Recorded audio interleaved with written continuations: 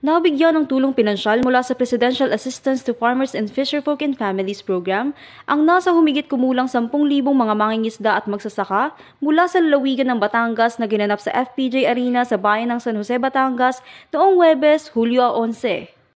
Kinapapalooban ito ng mga benepisyaryo mula sa 1st District of Batangas hanggang sa 6th District ng lalawigan kung saan tumanggap ang mga ito ng tig sa 10,000 piso bawat isa. Nagbigay din ng ilang ahensya ng iba't ibang farm machineries, equipment, fiber boats, seeds, fishing cages at iba pa sa ilalim ng programa ng Department of Agriculture gaya ng Rice Program, Corn Program, High Value Crops Development Program at Livestock Program and Organic Agriculture Program. Nakatanggap din ang nasa 30 mga piling benepisyaryo mula sa lalawigan ng Laguna, Batangas at Quezon ng cash assistance na naapektuhan ng nagdaang El Nino kung saan si mismong Pangulong Ferdinand Marcos Jr. ang nanguna sa pamamigay.